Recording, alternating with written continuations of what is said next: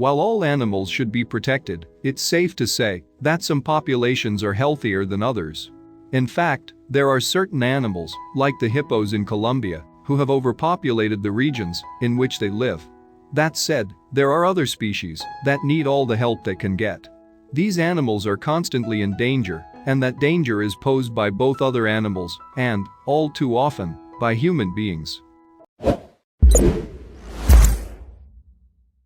When customs authorities in China spotted a strange shipping container at a port one day, they were suspicious. What they didn't know was that when they opened the container, everything was going to get a lot more serious. Customs officials in Shenzhen, China, weren't sure what to expect when they flagged a suspicious cargo container that had arrived in Yanshan District's port. It arrived through unconventional channels, without the right paperwork, which was already enough to raise a red flag. They were told that the shipping container was empty, but the officers from the Daping Customs anti-smuggling branch didn't believe that for 1 minute. They knew they had to inspect the inside. They broke the lock on the shipping container and immediately noticed that it was filled to the brim with blue and red striped bags. They sliced open one of the bags and discovered it was full of coal. But if coal was all these bags were carrying, why try to keep it a secret? The investigating officers decided to look a little bit more closely at these bags. They pulled out each sack, and before they were even halfway through, they noticed an unforgettable smell, the sickly odor of decay. Before the investigators proceeded any further, they needed to consider their own health and safety. So, they called in quarantine officers to supervise as they unpacked the rest of the sacks. What they found left them feeling sick to their stomachs. The contents of the bags were mind-boggling, and the investigators were quick to reveal their findings to the public. Our preliminary inspection determined they were pangolin scales, the officials reported. In total, the bags contained 13.1 tons of pangolin scales. This wasn't just a huge amount of scales. In fact, it was the largest bust of illegal pangolin byproducts ever made by Chinese officials. Specialists speculated that these scales had to come from a whopping 30,000 pangolins. Investigators were desperate to catch the people responsible for this crime and to stop them before they could cause any further damage. Shanghaiist pangolins, which look similar to armadillos, are the most trafficked animal in the world. Because of poaching and smuggling, this creature is perilously endangered, and it was a bad sign that so many of their scales were discovered in these shipping crates. Pangolins tend to curl up into little balls when they feel scared or threatened. This makes them all too easy for traffickers to scoop up and sell. So, why are they frequently smuggled? And why are their scales so valuable? It may be because of the role they play in traditional Chinese medicine. Even though there is no scientific evidence to support it, many people in China believe that ingesting pangolin scales can cure a number of illnesses, like asthma, arthritis, and even cancer. It's considered a wonder drug.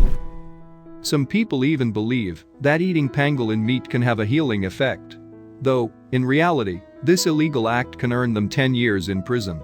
The pangolin has been granted protection by the Convention on International Trade in Endangered Species. But this doesn't stop criminals from rapidly depleting their numbers. Unfortunately, investigators in the case of these shipping crates didn't have much to work with when it came to identifying the criminals responsible. The only information available was the name Xia and Hua written on the shipping forms. They were worried they wouldn't find any other leads. To get more help on the case, the investigators called in a team that was dedicated to shutting down smuggling operations. The experts identified the pangolin scales as being African in origin. Using the name on the shipment and this location, they were able to narrow down the list of potential suspects.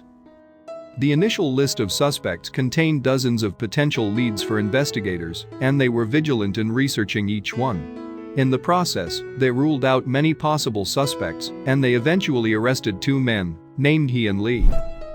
Li was a known smuggler who had successfully evaded capture for years. He completely denied having anything to do with the scales, even when photographs of them were found on his cell phone. He chalked this up to having bought his phone secondhand. At first, the investigators thought that Li had them in between a rock and a hard place. If he could prove that the phone was purchased secondhand, then there was no way they could hold him in custody without more evidence of his involvement in the crime. However, for someone so experienced at committing crimes, Lee had made one serious mistake. In a photograph of the scales, the photographer had also accidentally captured an image of his foot. His foot had an identifying trait too, a mole. When investigators compared the feet and realized the similarity, it was all the proof they needed of his involvement. Investigators discovered that Lee and he had been partners for quite some time. The two had made an astounding $758,000 in business dealings together.